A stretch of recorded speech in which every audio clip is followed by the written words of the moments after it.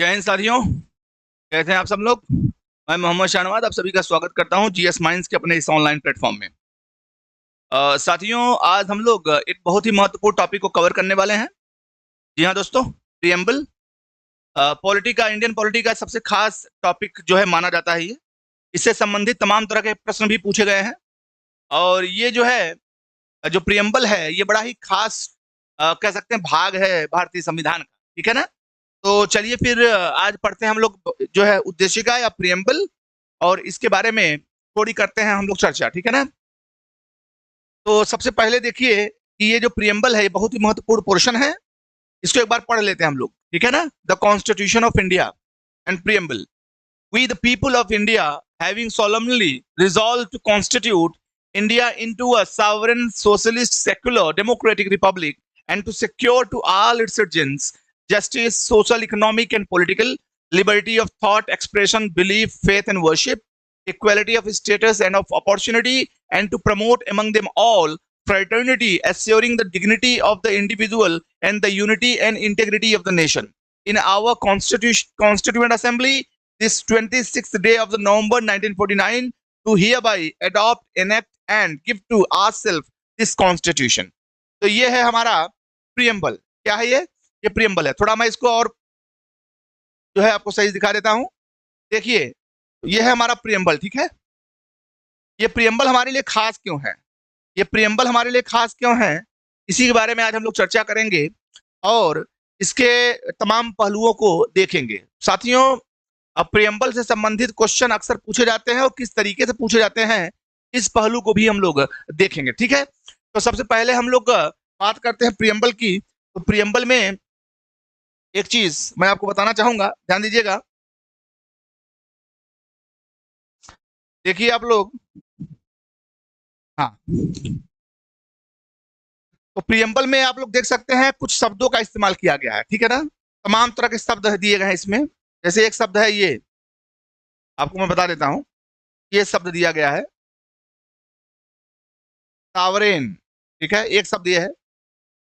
एक आपका शब्द है सोशलिस्ट, एक आपका शब्द है सेक्युलर, एक आपका शब्द है डेमोक्रेटिक, और फिर है एक रिपब्लिक। ये बड़े इंपॉर्टेंट, बहुत ही महत्वपूर्ण वर्ड्स हैं।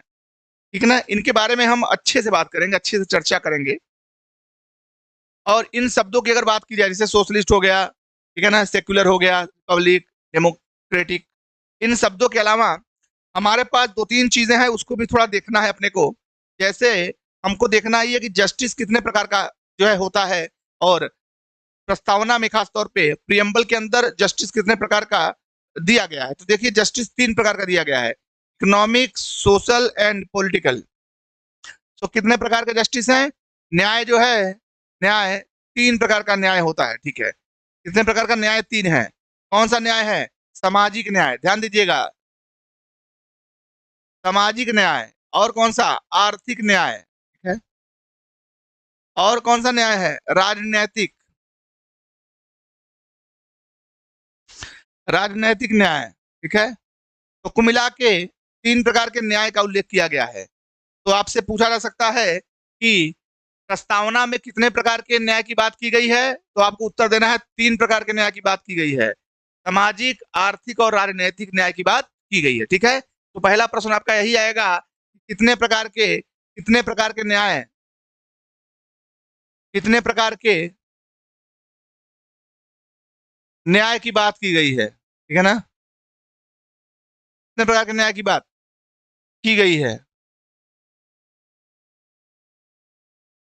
तो देखिए, तीन प्रकार के, पहला ये है, दूसरा इकोनॉमिक, तीसरा पॉलिटिकल। ठीक है। तो there are three types of justice given in the preamble, social, economic and political. ठीक है। चलिए आगे। अब देखिए, इसके बाद एक और क्वेश्चन आता है। ये तो न्याय की बात हो गई, न्याय तीन प्रकार का होता है जो कि प्रस्तावना में उल्लिखित है, पहला सोशल, दूसरा इकोनॉमिक, तीसरा पॉलिटिकल। ठीक है। इसके अलावा भी एक प्रश्न आता है कि स्वतंत्रता कितने प्रकार की होती है। क्या आता है, अब इसके अलावा आता है स्वतंत्रता कितने प्रकार की होती है। ठीक है ना। ये आता है कि ये तो न्याय की बात हो गई, तीन प्रकार का न्याय होता है। अब स्वतंत्रता कितने प्रकार की होती है, ध्यान दीजिएगा। थोड़ा हल्का हल्का सा हम लोग ऊपर करते हैं। देखिए, हाँ, लिबर्टी, लिबर्टी बात करते हैं। कि ये स्वतंत्रता जो है ये कितने प्रकार की होती है। तो ये देखिए भैया, ये पहली बात होती है थॉट की स्वतंत्रता, ठीक है ना, एक्सप्रेशन की स्वतंत्रता, बिलीफ की स्वतंत्रता, ठीक, फेथ की स्वतंत्रता और वर्शिप की स्वतंत्रता। थॉट का मतलब होता है मत, ठीक है ना, ये क्या है, अभिव्यक्ति, अभिव्यक्ति, अभिव्यक्ति की स्वतंत्रता, ठीक है, अभिव्यक्ति एक्सप्रेशन। ये क्या है, विश्वास की स्वतंत्रता।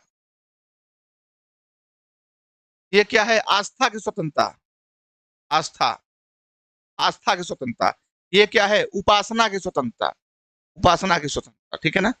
तो स्वतंत्रता कितने प्रकार की होती है, 5 प्रकार की, मत की, अभिव्यक्ति की, विश्वास की, आस्था की, उपासना की, ठीक है ना। How many types of liberties? 5 important types of liberties are given in the preamble of the constitutions: liberty of thought, liberty of expression, liberty of belief, liberty of faith and liberty of worship, ठीक है। 5 प्रकार की स्वतंत्रता, 3 प्रकार के न्याय की बात भारत के प्रस्तावना में की गई है, उद्देशिका में की गई। चलिए आगे, अब देखिए इसके अलावा ये तो 5 प्रकार के हो गए। मत मतलब आप, आपका मत है स्वतंत्र, आप अपने मत के हिसाब से काम करिए। एक्सप्रेशन का मतलब होता है आप कुछ भी अभिव्यक्त करने के लिए आजाद है, बशर्ते उससे किसी के मानव अधिकार का उल्लंघन न हो। इसके अलावा बिलीफ का मतलब है विश्वास की स्वतंत्रता है, you are allowed to believe what you want to. और इसके अलावा फेथ, आपकी आस्था जिस भी धर्म मत मजहब में हो आप मान सकते हैं। वर्शिप, जिस प्रकार से आपकी पूजा याचना जो विधि हो धार्मिक प्रयोजनों की वो आप कर सकते हैं, और वो भी आजादी के साथ कर सकते हैं, ऐसा आपका प्रियम्बल कहता है, ठीक है। इसके अलावा भी आगे चलते हैं थोड़ा, इसके अलावा थोड़ा आगे चलते हैं और आगे चलकर हम लोग देखते हैं इक्वेलिटी। ये भी शब्द आता है इक्वेलिटी, ध्यान दीजिएगा, ये शब्द आता है इक्वेलिटी। अब इक्वेलिटी कितने प्रकार की है, इक्वेलिटी कितने प्रकार की होती है, अर्थात समानता कितने प्रकार की है। तो समानता भैया 2 तरह की है, एक है स्टेटस की, ठीक है ना, और दूसरी है अवसर की, ठीक है ना।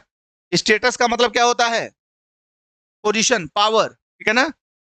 तो आपकी स्थिति, स्टेटस क्या है। इसके अलावा अवसर,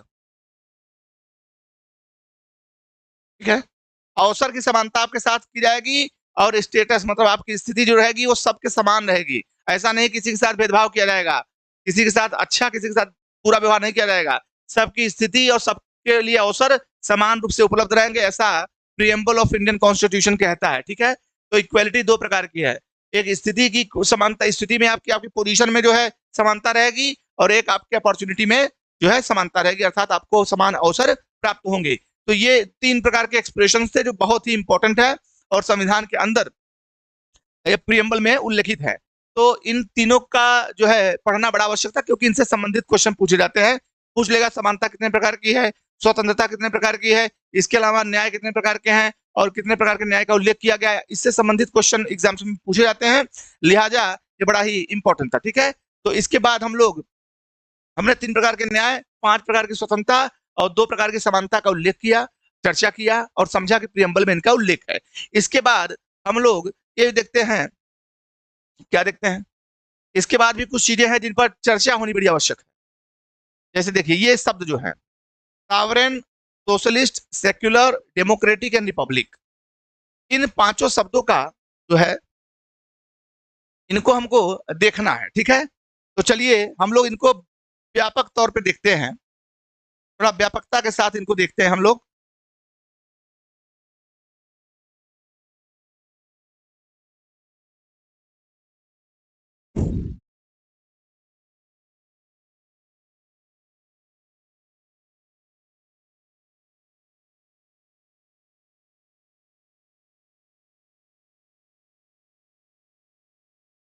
प्रियम्बल में, प्रियम्बल में, प्रस्तावना में, प्रस्तावना में जो शब्द उल्लिखित है, ठीक है ना, जो शब्द उल्लिखित है, जैसे हो गया, एक है शब्द आपका सॉवरेन,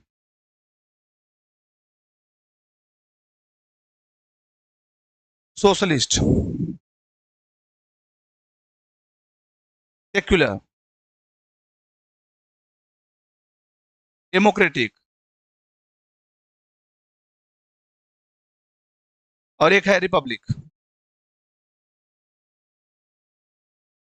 ये शब्द जो है बहुत ही महत्वपूर्ण टर्म्स हैं। ये शब्द दे ऑफन क्रिएट कंफ्यूजन, ठीक?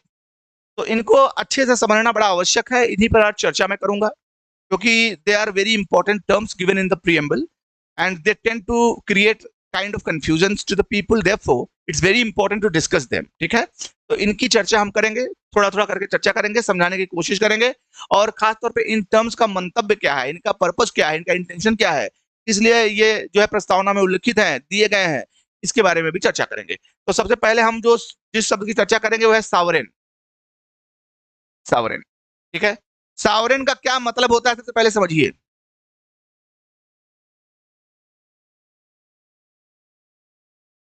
संप्रभु, संप्रभु, तो संप्रभु, संप्रभु, संप्रभु इसका मतलब होता है, संप्रभु इसका मतलब होता है हिंदी में, और इसको कैसे समझेंगे हम थोड़ा समझिए। इसको हिंदी में संप्रभु कहते हैं, और इसको समझेंगे कैसे जो है सावरेन को, सावरेन को समझना है तो हमको इस तरीके से हम समझ सकते हैं कि सावरेनिटी उस अवस्था को कहा जाता है जब आपके ऊपर किसी भी प्रकार का आंतरिक और बाह्य दबाव न हो। दबाव मुक्त, दबाव रहित जब आप काम करने में सक्षम हो, तो तब उस स्थिति को कहा जाता है कि आप संप्रभु हैं, न केवल अपने निर्णय निर्माण की प्रक्रिया में, बल्कि अपने कर्तव्यों के निर्वहन करने में, ठीक है? आपके ऊपर किसी का कोई दबाव नहीं है। तो जब भारत आजाद हुआ तो भारत एक संप्रभु राष्ट्र बना, संप्रभु राष्ट्र, सॉवरेन नेशन बना। उसका सबसे बड़ा कारण यह है कि भारत ने किसी भी बाह्य हस्तक्षेप को नकार दिया। भारत ने कहा कि हम अपने तरीके से अपनी व्यवस्था चलाएंगे, किसी के बाह्य हस्तक्षेप की कोई आवश्यकता नहीं है। तो जब आप एक्सटर्नल इंटरवेंशन को डिनाई कर देते हैं, जब इनकार कर देते हैं, तो ऐसी स्थिति में आप एक संप्रभु राष्ट्र बन जाते हैं, और हमारा देश भी एक संप्रभु राष्ट्र है, ठीक है? तो कुल मिला के कैसे कहेंगे? वह देश, वह देश जो किसी भी प्रकार के, किसी भी प्रकार के बाह्य या आंतरिक, आंतरिक हस्तक्षेप को, हस्तक्षेप को, हस्तक्षेप को नकार देता हो, नकार देता हो। अर्थात आप अपने डिसीजंस लेने के लिए स्वतंत्र हैं। You are free to take your decisions, ठीक है ना? मतलब you are free to take your decisions, your decisions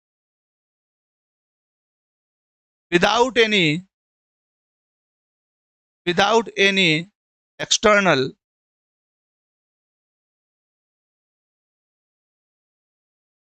intervention, बिना किसी बाह्य दबाव के, ठीक है ना? उस स्थिति को कहा जाता है सॉवरेन नेशन। हम जैसे ही आजाद हुए हम सॉवरेन बन गए, ठीक ना? आजादी के जस्ट बाद ही हम सॉवरेन हो गए थे, हमने घोषणा कर दी थी, और जैसे हमारा संविधान बना तो हम पूरी तरीके से सॉवरेन कंट्री के रूप में जाना जाने लगे। मतलब हम पहचाने गए कि हम सॉवरेन हैं, क्योंकि हमने पूरी तरीके से सब चीज को इनकार कर दिया। क्योंकि पाकिस्तान के मामले में ऐसा नहीं कहा जा सकता। Pakistan did not declare its sovereignty right after its partitions. It was not a sovereign nation till 1956, क्योंकि वो सॉवरेन बन नहीं पाया, उसकी व्यवस्था उस तरीके से थी नहीं। लेकिन हमने जैसे हमने संविधान का निर्माण किया, हम एक सॉवरेन मुल्क बन गए, एक देश बन गए। चलिए आगे। तो ये सॉवरेनिटी हो गई, ठीक है ना? सॉवरेन नेशन जो होता है वो अपने तरीके से नीति निर्माण करता है, अपने देशवासियों के हितों में कार्य करता है, ठीक है ना? तमाम तरह के डिसीजन लेता है जिससे देश की जनता का हित जो है सुनिश्चित हो सके, और इसमें किसी बाह्य हस्तक्षेप की कोई गुंजाइश नहीं है। चलिए आगे चलते हैं। दूसरा शब्द है हमारा सोशलिस्ट। ये शब्द जो है सोशलिस्ट, ये जो सोशलिस्ट शब्द है, ये जो सोशलिस्ट शब्द है, इसको थोड़ा हम लोग देखते हैं। सोशलिस्ट शब्द का क्या मतलब है, ठीक है? सोशलिस्ट शब्द का जो मतलब है, थोड़ा हम लोग चर्चा करते हैं कि इसका क्या मतलब है सोशलिस्ट शब्द का।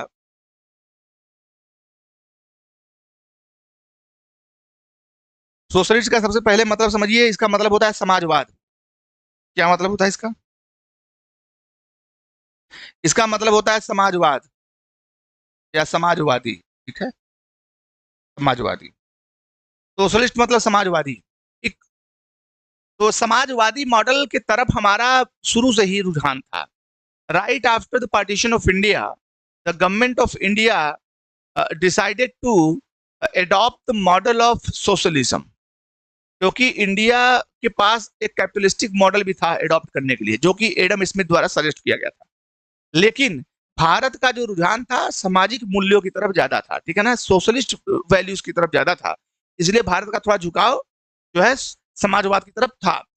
और ऐसा इसलिए मैं कहता हूं क्योंकि 1955 में कांग्रेस के अवादी अवादी या कह सकते हैं अवादी सेशन,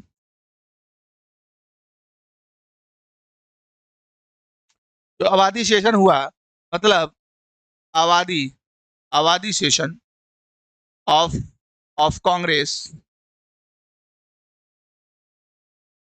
ठीक है ना, Avadi session of Congress, Avadi session of Congress, अवादी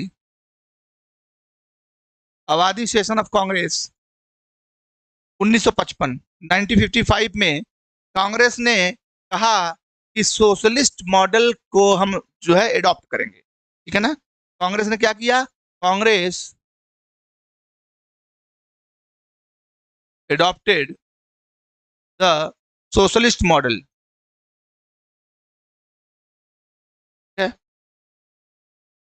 बाकायदा घोषणा की कि हमारा जो रुझान है वह समाजवाद की तरफ रहेगा। कहाँ की तरफ रहेगा, समाजवाद। किसकी तरफ जाएगा, समाजवाद की तरफ जाएगा, ठीक है। हम देखते हैं रशिया की तरफ हमारा जो है दृष्टिकोण ज्यादा रहा है शुरुआत में कांग्रेस के टाइम में, ठीक है ना।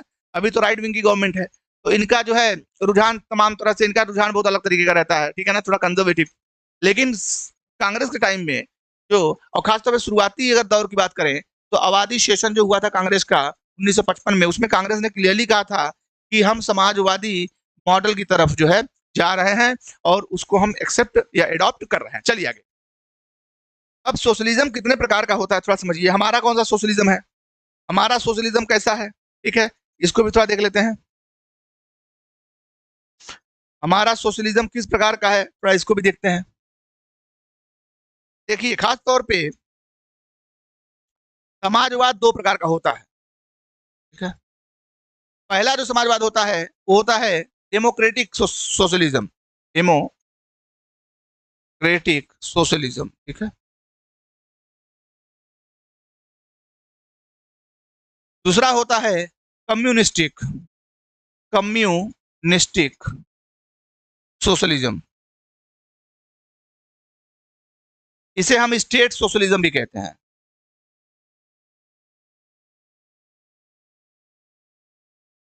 ठीक है। हिंदी में कहते हैं लोकतांत्रिक समाजवाद, लोकतांत्रिक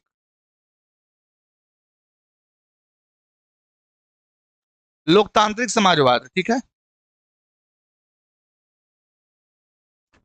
तो डेमोक्रेटिक सोशलिज्म हमारे भारत ने इसी मॉडल को अपनाया है, डेमोक्रेटिक सोशलिज्म। किसको अपनाया है, डेमोक्रेटिक सोशलिज्म को अपनाया है हमारे भारत ने। किसको अपनाया है, लोकतांत्रिक लोकतांत्रिक लोकतांत्रिक समाजवाद,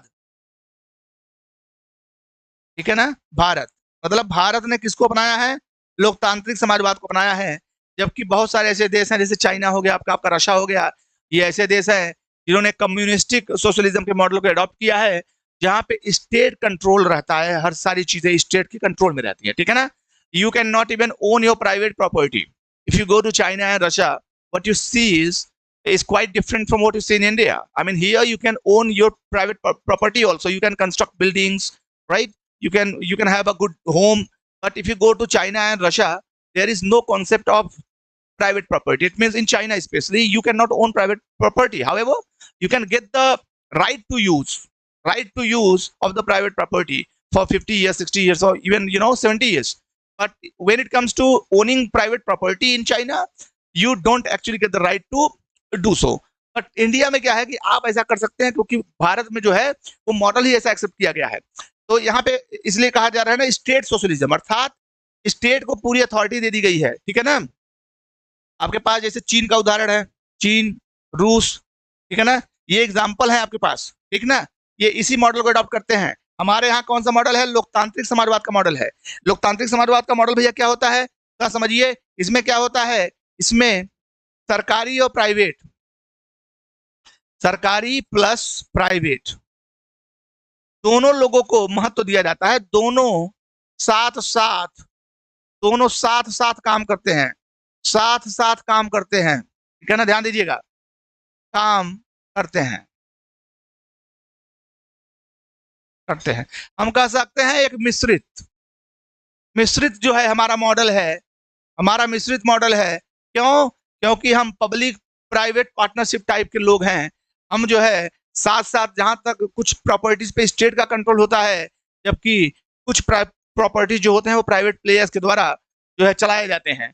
तो we have adopted the model of public private partnership, इस टाइप का। जबकि चाइना में स्टेट कंट्रोल्ड जो है सोशलिज्म है, वहां का समाजवाद राज्य द्वारा निर्धारित किया जाता है, और राज्य ही सारे, सबसे बड़ी चीज है इस कम्युनिस्टिक का सबसे बड़ा लूप होल जो है, लूप होल या विशेषता कह सकते हैं, जो भी कहें हम, यह है कि राष्ट्रीयकरण का कॉन्सेप्ट है, राष्ट्रीयकरण, ठीक है ना। इसका तमाम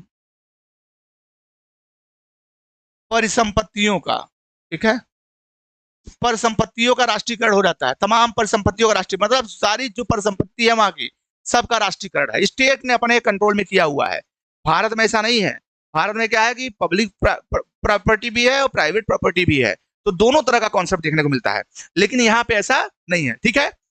तो ये हमारा समाजवाद है। हमारा समाजवाद क्या है? लोकतांत्रिक समाजवाद है।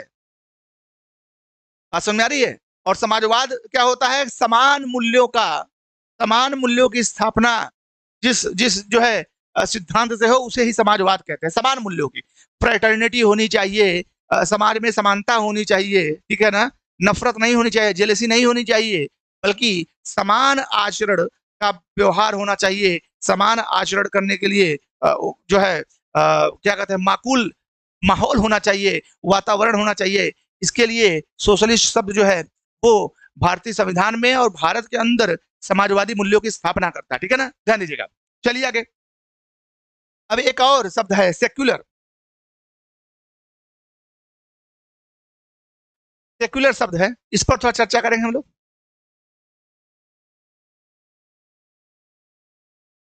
सेक्युलर शब्द की चर्चा करेंगे, ध्यान दीजिएगा, और समझेंगे कि सेक्युलर शब्द क्या है। देखिए, ये जो सेक्युलर शब्द है, सेक्युलर, आपको मालूम होना चाहिए इंटेग्रिटी, सोशलिस्ट एंड सेक्युलर, ये तीन शब्द प्रस्तावना अर्थात मूल प्रस्तावना में नहीं थे। इनको 1976 में 42वें संवैधानिक संशोधन द्वारा डाला गया, ठीक है ना। ये मूल प्रस्तावना का पार्ट नहीं है। और क्यों डाला गया, इस पर भी चर्चा हम लोग करेंगे। फिलहाल हम लोग अभी इसके मतलब को समझ रहे हैं, सेक्युलर का क्या मतलब होता है, तो हमने सेक्युलरिज्म को किस तरीके से समझा है। देखिए, आमतौर पे सेक्युलरिज्म का मतलब होता है कि ऐसी व्यवस्था जहां पे कंप्लीट डिटैचमेंट हो रिलीजन के साथ। जैसे आपने पढ़ा होगा अलाउद्दीन खिलजी के बारे में। अलाउद्दीन खिलजी ने रिलीजन को पूरी तरीके से पॉलिटिक्स से अलग कर दिया था। कहा था भैया राजनीति अलग है, आपका धर्म अलग है, धर्म को इसमें आप जो है इसके साथ एसोसिएट मत करिए, ठीक है। लेकिन ये एक मॉडल है, तो एक मॉडल ये भी कहता है, क्या कहता है,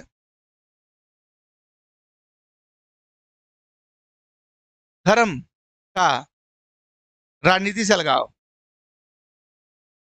राजनीति से पूर्ण अलगाव, अलगाव।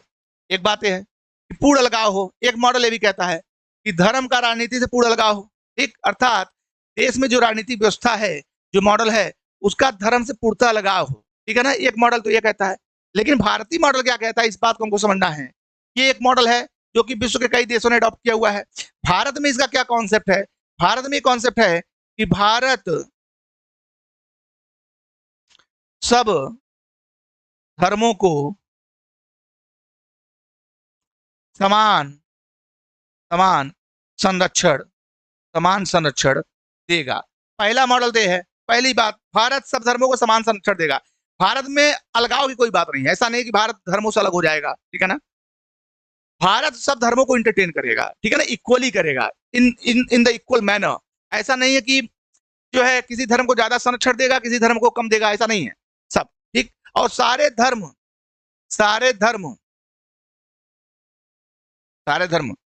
खासतौर पर भारत में सारे धर्म समान हैं, ठीक है ना, समान है। तो राज्य या स्टेट किसी धर्म के साथ भेदभाव नहीं करेगा, भारत में सारे धर्म समान हैं। राजनीतिक व्यवस्था ने अपने आप को धर्म से अलग नहीं किया है, बल्कि इस बात का आश्वासन दिया है कि सभी धर्मों का समान संरक्षण किया जाएगा और सब धर्मों को समान सम्मान मिलेगा, ठीक है ना, अलगाव की बात नहीं है। जबकि वर्ल्ड जो है एक जो डिफिनीशन है वो ये है कि सेक्युलर शब्द का मतलब कि भाई आप पूरी तरीके से धर्म से विलग हो जाए, आप अलग हो जाए, ठीक है ना। जबकि भारतीय संदर्भ में अगर हम इस शब्द की व्याख्या करें तो हमको इस बात का एहसास होता है कि भारत में पूर्णतः विलगाव की भावना का विकास नहीं किया गया, बल्कि यहाँ पे ये बात है कि भारत जो है सभी धर्मों को इंटरटेन करेगा, किसी धर्म से परहेज नहीं करेगा, या बिल्कुल भी सारे धर्मों से परहेज नहीं करेगा। सारे धर्म यहाँ पे रहेंगे, सबके साथ उसका एसोसिएशन रहेगा और सबको समान संरक्षण प्रदान करेगा। अपितु भारत का कोई अपना पर्सनल, इंडिविजुअल या स्टेट रिलीजन नहीं होगा, राज्य का अपना कोई धर्म नहीं होगा, वो सभी धर्मों का समान संरक्षण करेगा। तो ये को मिला के अपने यहाँ जो सेक्युलर शब्द का मतलब है वो यही है, पंथ निरपेक्ष, ठीक है ना। इसका क्या मतलब होता है, पंथ निरपेक्ष, ठीक है, या धर्म निरपेक्ष, ध्यान दीजिए। क्लियर है, होपफुली आपको समझ में आया होगा। अब आगे चलते हैं, हम लोग आगे चलते हैं, डेमोक्रेटिक शब्द को थोड़ा समझने की कोशिश करते हैं। ये भी शब्द बहुत ही इंपॉर्टेंट शब्द है, बहुत ही महत्वपूर्ण शब्द है ये, बहुत ही महत्वपूर्ण शब्द है, इस पर चर्चा करते हैं। चलिए देखिए, अब शब्द जो आ रहा है हमारे पास वो है डेमोक्रेटिक।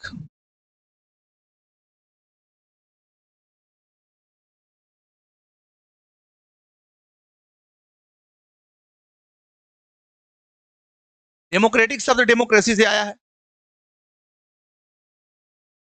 ठीक है। लोकतांत्रिक जो शब्द है वो लोकतंत्र से आया है, डेमोक्रेसी।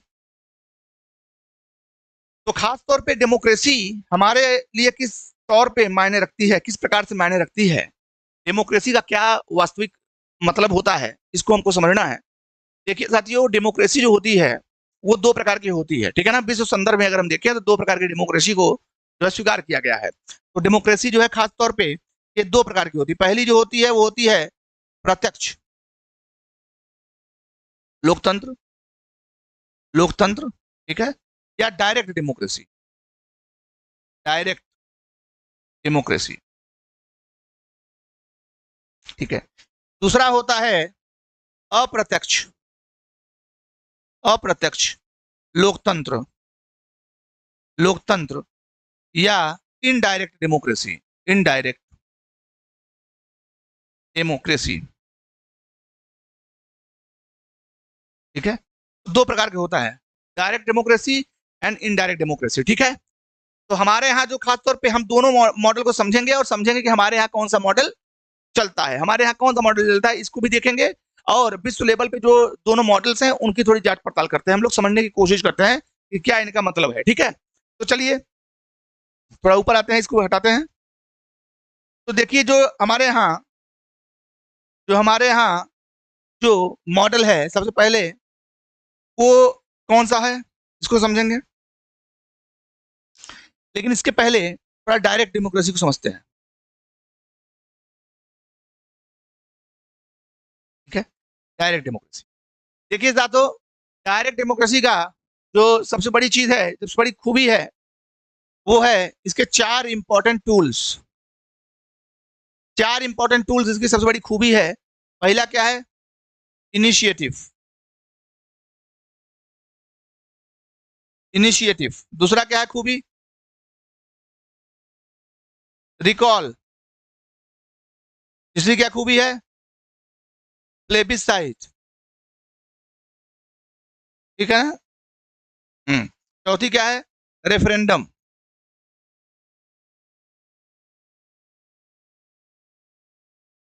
रेफरेंडम।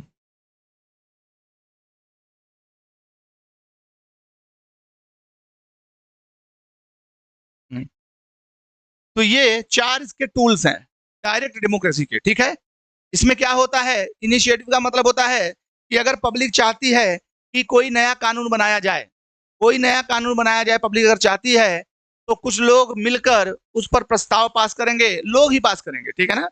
और ये मॉडल खासतौर पर छोटे देशों में लागू होता है। ये डायरेक्ट डेमोक्रेसी का जो मॉडल है, जो है छोटे देशों में चलता है, क्योंकि भारत जैसे बड़े देश में नहीं चल सकता। सारी जनता एक साथ डिसीजन लेकर मतलब प्रत्यक्ष तरीके से काम नहीं हो सकता है। यहाँ पे चुनावी प्रक्रिया का पालन किया जाना ही आवश्यक है, ठीक है ना। तो इनिशिएटिव में क्या होता है कि जैसे किसी कानून के निर्माण की शुरुआत जनता करती है, स्वयं करती है। प्रपोजल तैयार करके नेताओं को भेजेगी कि भैया देखिए ऐसा हम चाहते हैं, इस तरीके से आप जो है कानून बनाइए। तो प्रस्ताव जो होता है जनता द्वारा तैयार किया जाता है। कानून बनाने की प्रक्रिया की शुरुआत जनता करती है, स्वयं करती है, ठीक है ना। एक ड्राफ्ट बना के उनको दे देगी और फिर जो है जो नेता है वो उस पर अच्छे तरीके से चिंतन करेंगे और फिर कानून बनाएंगे, ठीक, जनता के हिसाब से। इनिशिएटिव जो होता है, ठीक है ना। तो अर्थात कानून का ड्राफ्ट जनता बनाती है, जनता बनाती है, ठीक है। ध्यान दीजिएगा। रिकॉल का क्या मतलब होता है? रिकॉल का क्या मतलब होता है भैया? रिकॉल का मतलब ये होता है, जैसे हमारे यहाँ क्या सिस्टम है कि चुनाव आया तो विधायक साहब जो विधायकी का चुनाव लड़ रहे हैं, सांसद साहब जो चुनाव लड़ रहे हैं, वो जनता के दरवाजे पे जाएंगे, हाथ जोड़ लेंगे, पैर पकड़ लेंगे, तरह तरह के जो है ड्रामा करेंगे कि हमको एक बार जिता दीजिए, हम ये कर देंगे, ये चीज बनवा देंगे, रोड बनवा देंगे, तमाम तरह के झूठे वादे करते हैं। और जैसे ही वो जीत जाते हैं उसके बाद दोबारा कहीं दिखाई नहीं देते। अपने यहाँ सिस्टम है। अच्छा, अपने यहाँ ये भी सिस्टम है कि एक बार बन गया तो फिर बन गया, वो चलता रहेगा, जब तक सरकार न गिरे तब तक वो बना रहेगा अपना, ठीक है। ऐसी स्थिति में क्या होता है कि जो अकाउंटेबिलिटी है वो खत्म हो जाती है, वो जीरो हो जाती है, ठीक है। जबकि डायरेक्ट डेमोक्रेसी में क्या है, रिकॉलिंग सिस्टम है वहां पे, रिकॉल। अर्थात अगर आपने जनता से वादा कर लिया कि आप ये काम करेंगे और आप जाके वहां भूल गए, काम नहीं किए, तो ऐसी स्थिति में जनता के पास वो अधिकार होता है कि आपको रिकॉल कर ले, अर्थात आपको बुला ले, कहे भैया आइए आराम करिए, आप जो है नेता बनने लायक नहीं है, आप आपके बस की कुछ भी नहीं है, ठीक है ना। तो ये डायरेक्ट डेमोक्रेसी का लाभ है, को मिला के कह सकते हैं। यहाँ पे अकाउंटेबिलिटी, रिकॉलिंग के माध्यम से अकाउंटेबिलिटी ज्यादा होती है, जनता अपना काम करवा लेती है नेताओं से, क्योंकि नेताओं के ऊपर भी there is a kind of pressure over the leaders. क्योंकि रिकॉलिंग सिस्टम होने से उनको डर लगा रहता है कि मुझे कभी भी मेरा इलेक्शन हो जाएगा, मुझे हटा देंगे, लिहाजा मुझे काम करना पड़ेगा। भारत में ऐसा नहीं है, भारत क्योंकि इनडायरेक्ट डेमोक्रेसी के मॉडल को फॉलो करता है। चलिए, तो ये हो गया रिकॉलिंग, मतलब leaders are called back, leaders are called back, called back, ठीक है ना। If they fail to keep their promises, अगर वो अपना वादा पूरा करने में सक्षम नहीं होते हैं तो फिर उनको उनकी रिकॉलिंग की जा सकती है। प्लेबिसाइड क्या होता है? प्लेबिसाइड और रेफरेंडम दोनों बड़े क्लोज वर्ड्स हैं। बस एक सिंपल सा मतलब मैं बताऊंगा, समझ जाएंगे। प्लेबिसाइड होता है जनता के मत को जानना, जनता क्या चाहती है। खासतौर पे ये जो दोनों टर्म्स हैं, ये उस समय जो है चर्चा में आते हैं, खासतौर पे जब जनता एक किसी विशेष क्षेत्र की मांग कर रही हो और स्टेट नहीं चाह रहा हो, ठीक है ना। तो ऐसी स्थिति में दबाव बढ़ रहा हो, तब जनता जो स्टेट क्या करता है कि जनता से उसका राय लेता है, क्या आप चाहते हैं कि इस एरिया विशेष को अलग कर दिया जाए, अगर आपकी क्या राय है। तो जब राय जानना होता है तो प्लेबिसाइड करवाता है। प्लेबिसाइड जो होता है to know the opinion of the people. और रेफरेंडम जो होता है उसमें क्या होता है, थोड़ा एक उससे थोड़ा हल्का सा आगे की प्रक्रिया है, इसमें वोटिंग सिस्टम भी करवा देता है कि जो राय है, राय के बाद वोटिंग करवा लो, कितने लोग जो है समर्थन में वोट करते हैं, कितने लोग जो है पक्ष में वोट करते हैं। तो प्लेबिसाइड इट इज मेनली कि आप राय क्या है आपकी वो जानने के लिए किया जाता है, जबकि रेफरेंडम जो होता है वोटिंग प्रक्रिया के माध्यम से उनका जो है ऑफिशियली उनका जो है क्या वो ओपिनियन उनकी है वो जानने की जो है कोशिश की जाती है। तो को मिला के ये दोनों एक ही तरह के शब्द हैं, एक ज्यादा जो है पावरफुल है, एक थोड़ा हल्का सा जो है कम पावरफुल है, और दोनों एक ही उद्देश्य की पूर्ति के लिए इस्तेमाल में आते हैं, ठीक है। तो चलिए फिर आगे चलते हैं हम लोग। इसमें देखिए क्या होता है, ओपिनियन यहाँ लिख देते हैं, मत, केवल मत जानने के लिए, ठीक है ना, जानने के लिए, ठीक। और यहाँ पे क्या है, वोट भी शामिल है इसमें, वोट भी शामिल है इसमें, वोटिंग भी शामिल कर दिया जाता है कि किस तरीके से आपको जो है वोट करके अपने मत को बताना है। ठीक, इसमें आपको just you have to express your opinion, what you feel about a particular thing. और रेफरेंडम में क्या होता है, अब आपको अधिकार भी मिल गया कि उस पर अपनी राय भी आप ऑफिशियली रख सको वोट के माध्यम से। ठीक है, तो ये चारों टूल्स हैं, चारों वेपन है जो कि डायरेक्ट डेमोक्रेसी के हैं, और ये डायरेक्ट डेमोक्रेसी को बहुत ही सशक्त और मजबूत बनाते हैं। लेकिन सबसे बड़ा जो लूप होल है डायरेक्ट डेमोक्रेसी का, ये कि इसको प्रैक्टिस बड़े देशों में जो है संभवतः प्रैक्टिस नहीं किया जा सकता। तो लिहाजा इसका मॉडल जो होता है वो छोटे देशों में, जैसे स्विट्जरलैंड वगैरह देश हो गए, तो यहाँ पे इसका मॉडल आसानी से जो है इंप्लीमेंटेशन उसका हो सकता है। भारत जैसे बड़े देश में दैट्स नॉट प्रैक्टिकली पॉसिबल, तो इसलिए हमने इनडायरेक्ट डेमोक्रेसी को अपनाया है। चलिए आगे चलते हैं, अब इनडायरेक्ट डेमोक्रेसी को देखते हैं। जैसे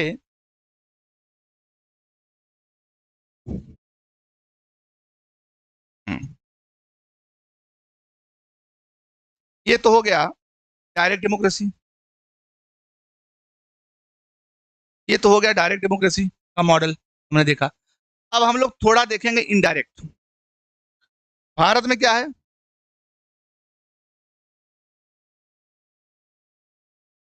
भारत में अप्रत्यक्ष निर्वाचन प्रणाली है।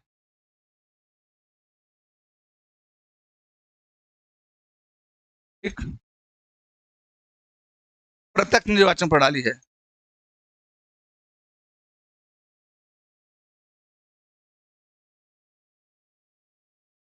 दोनों प्रणाली है हमारे यहाँ भारत में, प्रत्यक्ष निर्वाचन प्रणाली, अप्रत्यक्ष निर्वाचन प्रणाली।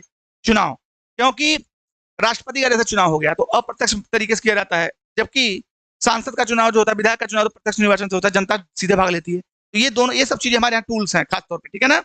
इसके अलावा ये मैं अप्रत्यक्ष लोकतंत्र की बात कर रहा हूँ, अप्रत्यक्ष लोकतंत्र की बात कर रहा हूँ मैं, लोकतंत्र की बात कर रहा हूँ, ठीक है ना। तो अप्रत्यक्ष और प्रत्यक्ष दोनों निर्वाचन प्रणालियां हैं हमारे यहाँ, ठीक है। एक राष्ट्रपति के चुनाव में इस्तेमाल की जाती है और एक इस्तेमाल की जाती है जो है एमपी और एमएलए के चुनाव में, ठीक है। बात समझ में आ रही है जी। अब एक और शब्द है, इसके बारे में थोड़ा हम लोग चर्चा कर लेते हैं। एक और शब्द है, वो शब्द है आपका रिपब्लिक। एक और शब्द है रिपब्लिक, इसके बारे में हम लोग बात करते हैं। रिपब्लिक क्या है,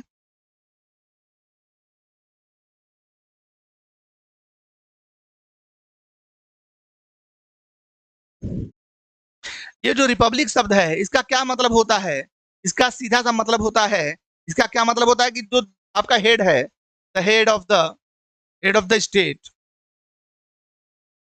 स्टेट इज डेमोक्रेटिकली इलेक्टेड, ठीक है ना। लोकतांत्रिक तौर पे उसका चुनाव होता है, मतलब जो डेमोक्रेटिक हेड है, कॉन्स्टिट्यूशन का हेड है, या जो अपने स्टेट का हेड है, वो चुनाव के माध्यम से, वो चुनाव के माध्यम से जो है ऑफिस को प्राप्त करता है, अपने कार्यालय को प्राप्त करता है, अर्थात पद को प्राप्त करता है। तो उसका चुनाव, जैसे अपने यहाँ राष्ट्रपति है, हेड क्या है अपने यहाँ, प्रेसिडेंट ऑफ इंडिया। प्रेसिडेंट का इलेक्शन होता है, आपने सुना होगा, हालांकि इसका इलेक्शन अप्रत्यक्ष निर्वाचन प्रणाली के माध्यम से होता है, लेकिन इसका इलेक्शन होता है, ठीक है ना। इसका क्या होता है, इलेक्शन होता है। तो जहां पे भी इलेक्शन हो वो रिपब्लिक माना जाएगा।